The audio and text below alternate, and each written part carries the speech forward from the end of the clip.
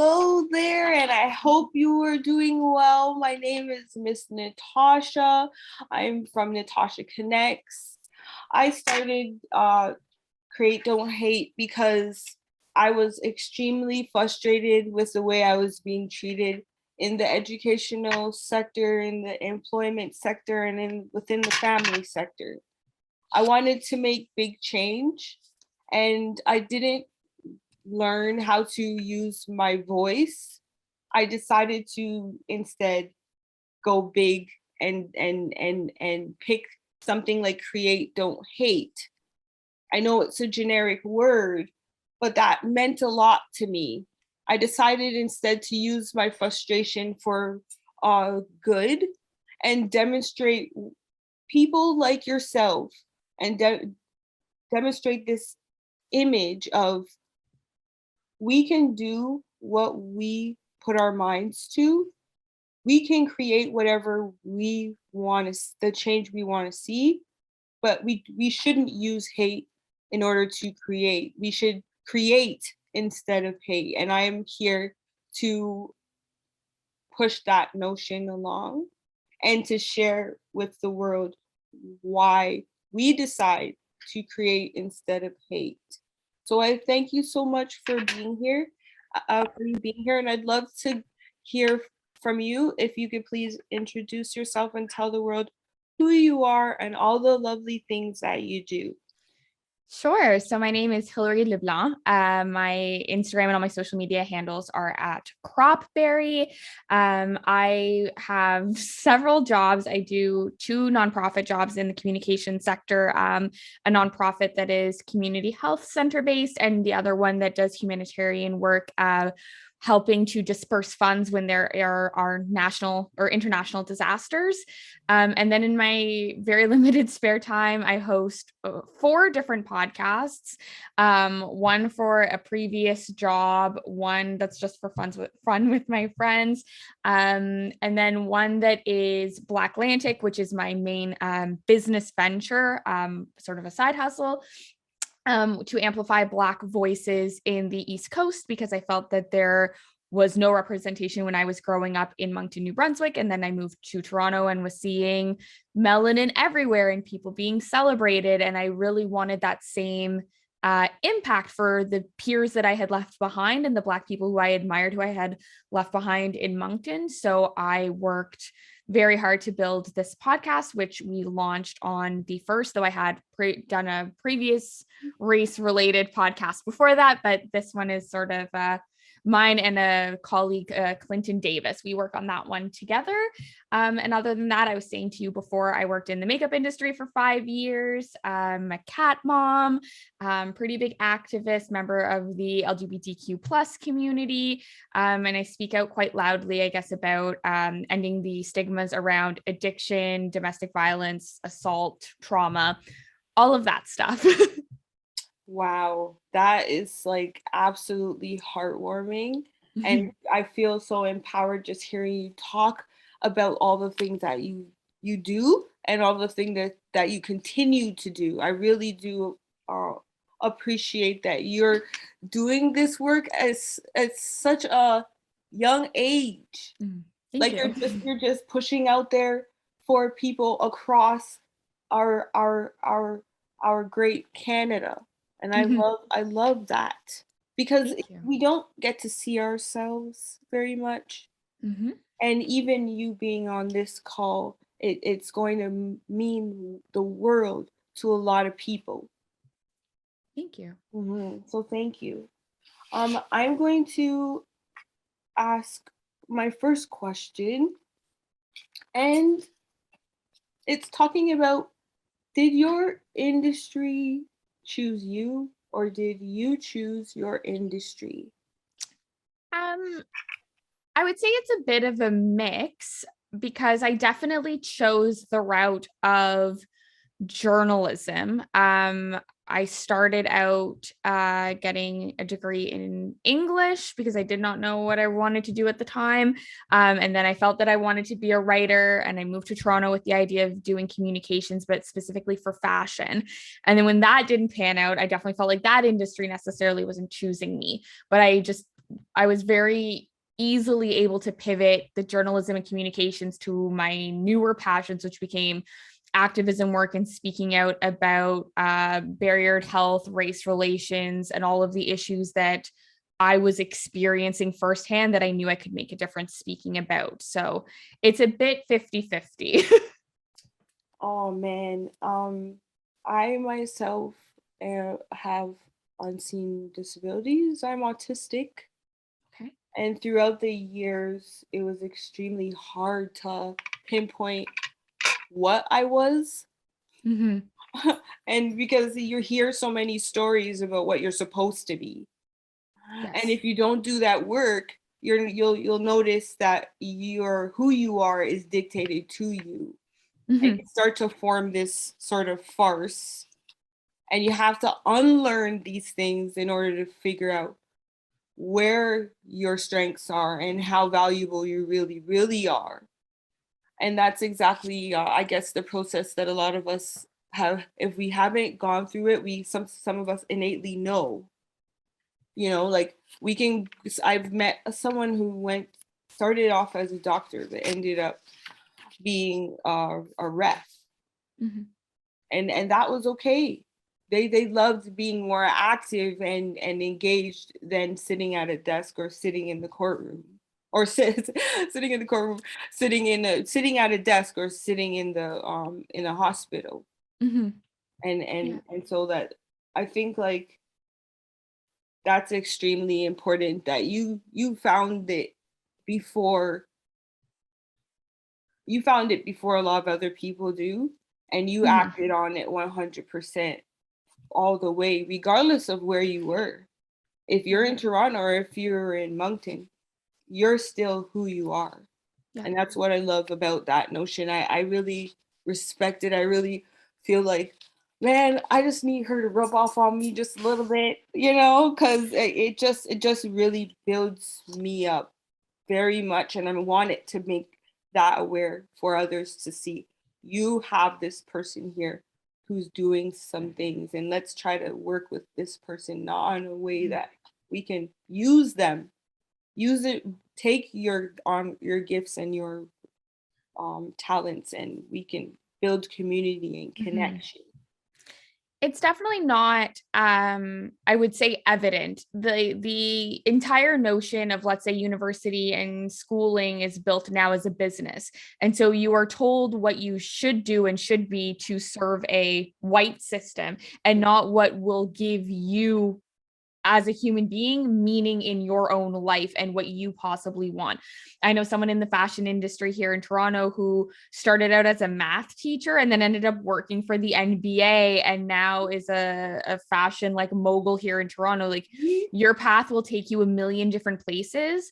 I think it's best to just look at your strengths and embrace them and figure out how you can apply them to what society has built, but don't let society build you. I Mhm. knew that I had a voice that people would listen to, and what felt most authentic and would be most impactful for me was to speak about being Black and not about shoes. I still love shoes, but that's not going to change the world or the way people think or the way people treat me or the future I want for my kids. Yeah. So I worked with the system to dismantle the system. Yes. Yes. Or Thank I try. Try. Yes, you try, and you do, and you say what you say it, and you do it, Mm-hmm.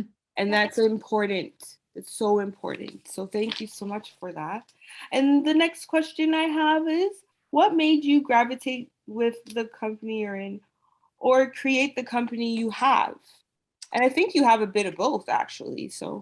I do have a bit of both. So what pulled me into my like humanitarian and health center work was simply knowing that it would be very, very rewarding to help people in those two sectors, but that there was also going to be a lot to learn.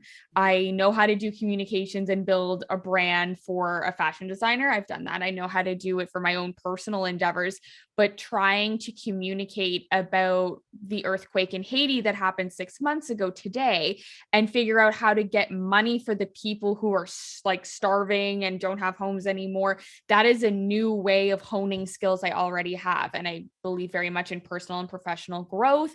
And so that interested me.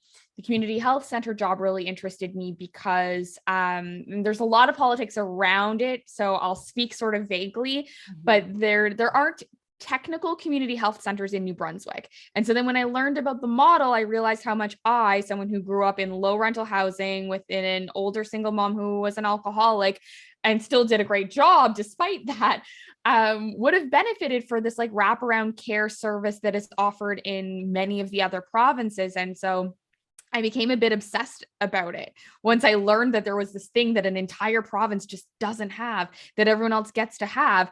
But then where there are community health centers, there's this stigma that you have to be like Indigenous or Black or queer or poor or basically the bottom of the barrel to get those services, when we're trying to push an agenda that says that this is better than just going to a doctor, because you get food service and you get prenatal care and you get sexual assault services and you get an entire wraparound approach that you don't get waiting 6 months to see a doctor for like an ulcer. And so I got really, really passionate about it once I realized that it was benefiting people that I align with, Black, queer women, and then just seeing how it could better our entire country and how the model just made so much sense really, really moved me. And so I've been with both of those jobs now for quite some time, since 2021, and I'm really, really happy with that. My personal endeavor, Black Atlantic, as I said before, I was with a racialized podcast, and I just really wanted to work with someone who I felt we had a better like synergy and aligned better. But the endeavor is still the same. It is to encourage representation. There's no Black media in at least New Brunswick. I won't speak for all of the East Coast provinces. We know that like Africville, Halifax, there's a lot of Black people in Nova Scotia. Yes. But it's also segregated. And I find that with the whole country. You got Black people, Indigenous people, racialized people spread out all over. And because of the way we're treated like as if we're all immigrants and we're all different and we all don't belong, we don't know how to pool all our resources together to make an impact. And so our endeavor is every week we do the podcast. We have a blog as well. We want other contributors. We want to align with other media because we believe if we band together, we will make an impact. It is not a competition. It is always a collaboration. And by and large, we interview people every other week that have either impacted the East Coast or are from the East Coast. They don't have to be celebrities or prolific. They can be, you know, your mom and dad who just have a really great restaurant or a small business. And we just want to amplify voices so that people know that there is a community to be recognized. It's not just immigrant people in Moncton who are their own small community. They were born in New Brunswick and grew up there, and they're being ignored. And we do not want those people to be ignored anymore. That's right. I love that so much. I really love that so much. You just like on the ground doing the footwork. Yeah. And taking some real passion and real positivity to this notion. And it's not even nothing like we should be able to be doing this without having such headache, but it's this work, there's going to be a smidge of some headache, so we just got to go with that and just keep going. Yeah, there's always going to be a headache, but I'll tell an anecdote. So there's the one thing that has moved me the most, and I don't even know if this person knows that he's moved me this much, but there is an Ethiopian student back home where I'm from who was adopted by white parents who basically knew no Black people. And one of my best friends was his teacher and was like, I'm going to get you guys to video call and talk about your experiences, because when I went to high school there, I was one of only 5 Black people in my whole school. And I graduated a decade ago this year. So you would think things would have advanced a lot. And yet this kid is like, I don't know any other Black people. A lot of the work I do is the representation that he needs. He is now a 17-year-old boy feeling like a Black man because of how racism happens in white communities. And it shouldn't be that way. He should be able to turn on the TV, walk into stores, walk on the streets, read books about people like him who have experienced things like him. Yep. And that is exactly how I felt. And the fact that things haven't changed in 10 years disgusts me, and I will gladly take the headache to make this kid's life easier and the kids coming up after him. I've got aspirin. Let's go. I love that approach. I was in preschool readiness for 20 years with the city of Toronto, and I that's my approach. Any child, doesn't matter where they're from, it's about let's help and assist what their needs are now. Yes. And let's get to build rapport with other people in different spaces and places in order for us to build on an understanding of how others work and live and thrive or not, how they're not thriving, you know? So thank you for that one. It's so nice. The next one is what did you go to college or university for your current position? So, to be completely honest, and this speaks to schools being a business, when I left high school because of being low income, I was offered a full ride scholarship, which means you cannot take time off to think about what you want to be. Yep. And so I switched programs 5 times because I had no sweet clue what I wanted to be. As I referenced before, my mom, her health was declining, and so that added another extra burden of I can't leave home. I have to get my education here. I have to get it right now. I have no idea what I want to do, who I want to be. I'm only 18 and I've lived in one small town with 100,000 people my whole life. So I went from psychology to a chemistry teacher to psychology to social work to English. And then asked myself, what do you do with a piece of paper that says you know the language primarily spoken in this country? How do you get a job to get out of welfare with this $30,000 piece of paper that you couldn't even afford to pay for? And so that's when, at that point, my mom had become unwell and was in a nursing home, which was difficult. But then that gave me the freedom to try to find new hobbies and interests. And I started modeling, which led to fashion writing, but as a Black token in Moncton. And so then when I looked at Ryerson Fashion School, I was very afraid that without that tokenism, I would no longer be interesting and that I didn't have a talent and I didn't know what to do. And then when I came to Toronto, I felt 4 years older than all of the teeny boppers in my class. My mental health was still not doing so great. And so I only did 2 years of communications, and I then took a mental health reprieve.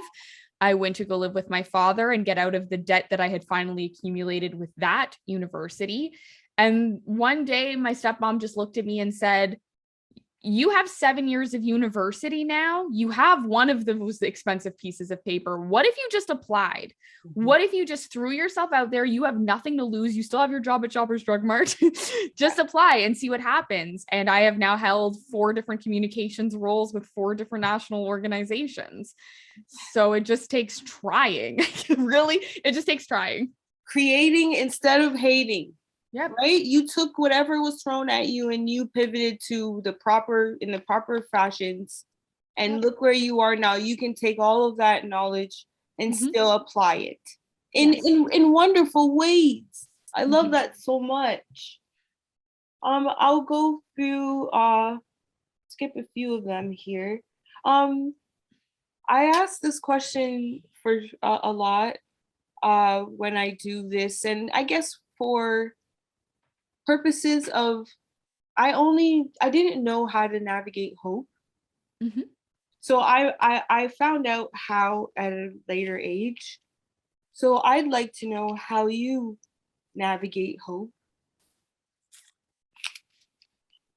It's interesting because I think that racialized people, visible minority people, are often made to feel like they are constantly down and out on their luck.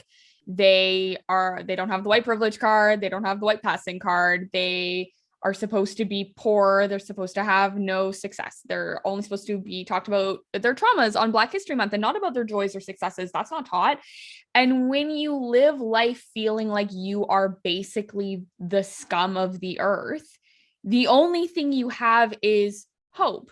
To hope that you get to a better place, that you are respected, that you are recognized, that you have dignity, and you can only work towards either proving that you have that as a race to society, as a grander scope of Black people, or personally proving to yourself that your hopes and your dreams and desires are valid and real as your white peers counterparts, your male peers counterparts. Because you can't live without hope. Like if you don't have hope, you have despair, and that's what leads to depression, mental health issues, maybe having to, spend time at being hospitalized because you don't have hope. I don't believe that there is life without hope.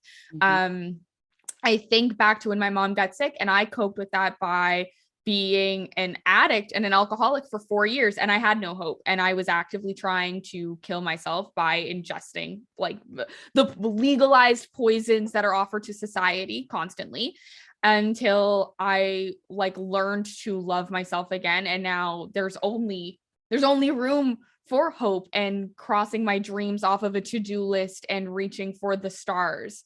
I won't let someone put me in a box or tell me who I'm supposed to be, because I hope for better for myself all the time. Hope does not have to be grandiose. It doesn't always have to be shooting for the moon and you land among the stars.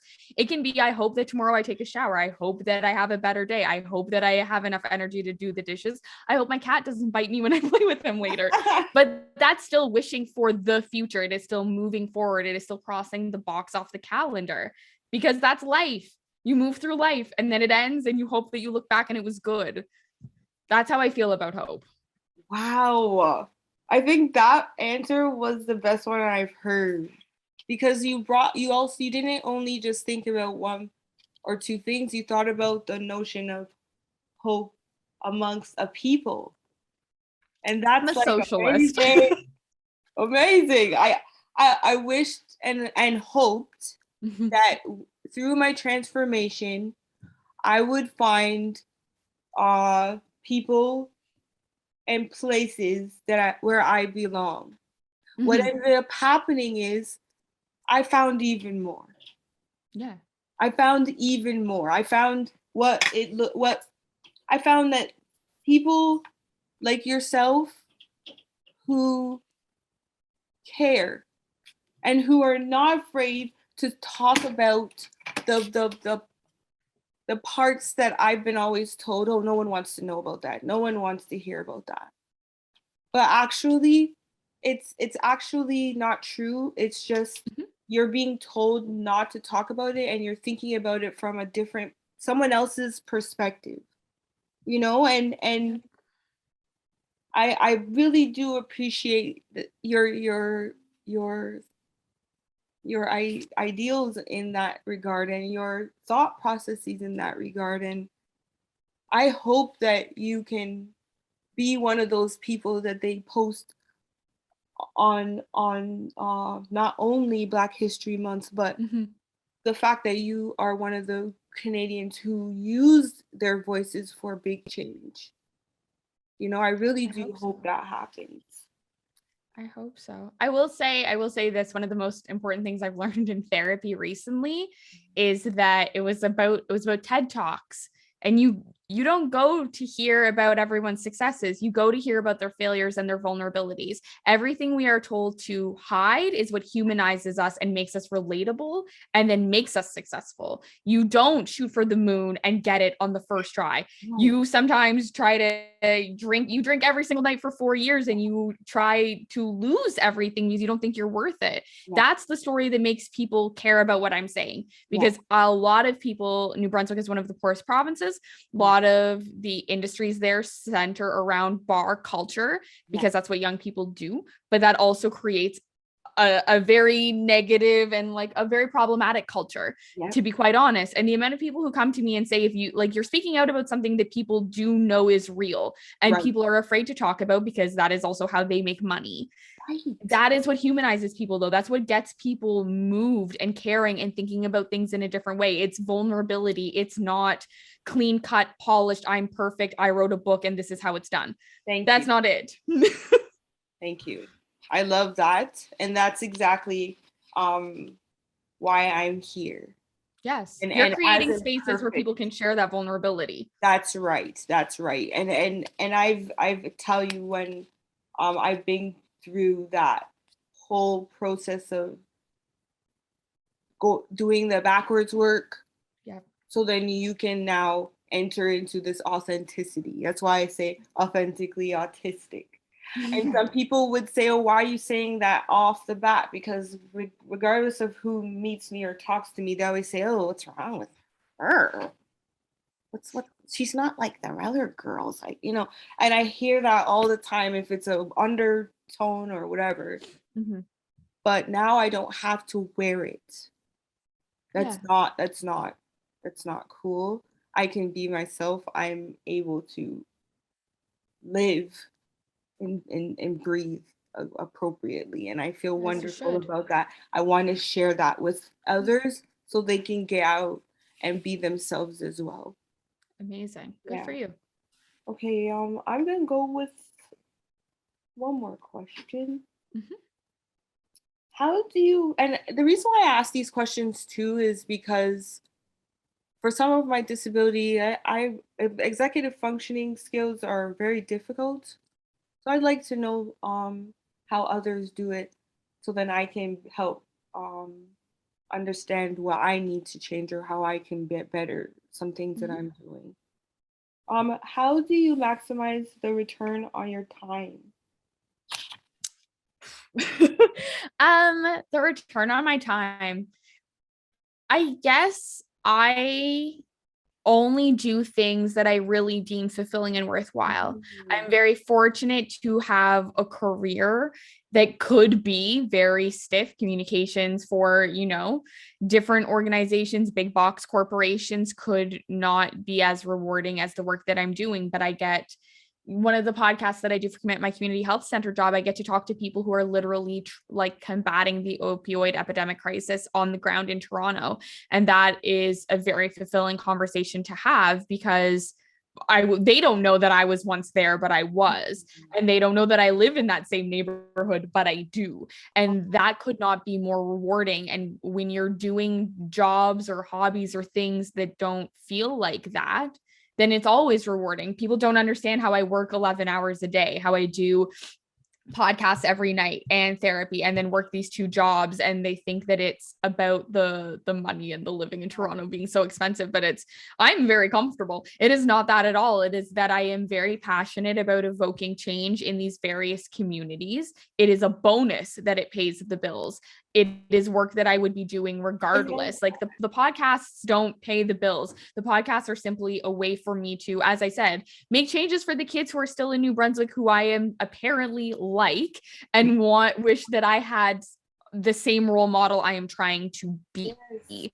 And so my return on time is, it's not time. It is a joy to be given the platforms I am given, to have built the spaces I have built, to have conversations with like-minded people like yourself. It is a joy that my jobs recognize that and give me similar platforms for their own endeavors. And it's a privilege that these jobs have hired me on, and that we have that synergy, and that they saw that and that they hired me. There's no, I love waking up every day. I love signing in for my jobs, and that's a blessing and very weird. And what my dad wanted for me, and I was like, as if. Got it. Yes, you just made me feel so like proud. You made me feel so proud. Like, I guess I've always heard like of people who tend to talk about like these things in such negative ways. Mm-hmm. And I wondered, well, then why are you there? You have something. Aren't you glad? There's, and I'm going to speak from what I know, but it feels very much like a white system mentality to work until you're 65 so that you can retire, so that you can vacation for 2 weeks in the summer and you've got your house and you've got your white picket fence. And not only is that to me a white system ideal, but it's also now archaic because the majority of people cannot survive in the current housing market. Nope. What 2 weeks vacation? 65, talk to me when I'm 67 now. That's not real. That is not real. And so you're working until you die to feed a system that is not helping you if you are a Black person, a woman, a queer person, any minority. Yeah. And so again, I wanted to challenge that. And I don't want to conform to a system that does not serve me. My dad has a job that he absolutely loves, and he devotes like 14 hours a day to it, and I always wanted something like that and could Yeah. not see it. Yeah. And a lot of the puzzle pieces did just fall into place, and I'm very happy with that. Mhm. I personally do not see a corporate job that supports consumerism in such a mass way that is crumbling our sense of community to be rewarding. And if you are a person that is happy working in that field and working until you're dying and getting your 2 weeks vacation a year and your retirement plan and your RSPs, then go off, queen. But Yeah. that to me would not spark joy or make Spark me joy. happy. Yeah. I like working from home and being able to like sort of roll out of bed, but log in at 8 and go get groceries during lunch and clean my house as I go, because that makes a peaceful environment for me. And that is part of the pandemic and one of the good things that came out of it. But yeah, I think a lot of people hate their job because they're not challenging that. They're happy being the status quo. And I don't know if you can tell, has never been me. That's never been me. I was going to Yeah. create my own happiness. Yeah, I think for myself, I'm on the verge of creating my own happiness. I left my position in 2016 to go back to school, Mm-hmm. then had Good a bit job. of a breakdown in the same sense where it's a lot being around people who don't recognize who you are but want your ideas and information and take it and put it in their own situations Yeah. at school or at work, but don't give you the recognition and so forth where it's due. So yes, when you find that this isn't working anymore, you should pivot and shift to better ideal spaces or create Yes. your own. And I'm in that notion of creating my own. It's so difficult, but well worth it because Yeah. I'm creating the spaces and places that I would want to have someone else be in. And that's why even in the forms that I sent the respect and responsibility that I would say I would feel that the people that I'm uh, interviewing, they believe these things and show it in the ways that you are definitely showing it. So I really do appreciate you, and I really appreciate your just you're just like you're just you. You're just you, and you're just like real, and you roll, you know how to roll up your sleeves. You know how to just present in your own special way. It doesn't seem like you don't, you there's nothing there that I haven't, like I feel like I understand who you are, and I feel like I know where you're coming from. So I really do appreciate that. And I just wanted to know if you had any other thoughts or any other comments you'd like to make before I let you go or before I stop the Sure. recording. Sure. I guess the last thing I'll say is that while I did compare a lot to, white people in other different scenarios, I think by and large, without generalizing, we all just want to better ourselves. And I think we all just want to get to a good place. And as a socialist, I think why I'm so passionate about all these things is that what I want for myself, I want for you, and I want for Indigenous people. And I do want it for white people. It's just that a lot of times they already have it, but it is not a competition. We all live on one planet. And when you die, you don't get to take your money. We're all the same bones and blood in the dirt, and we go to wherever you believe that we go in your heart. And so I just want a better planet for everybody. And so while I made those comparisons and maybe generalize, I do just want to say that, we're all working hard to get to the same place at the end. And it's about the journey that we get there. And I just want everybody to have a good time. Wow. Wow, that's amazing. I definitely know that you definitely create instead of hate each and every day. Yeah. And I appreciate you, and I'm just so happy and honored that I got a chance to hang out and spend some time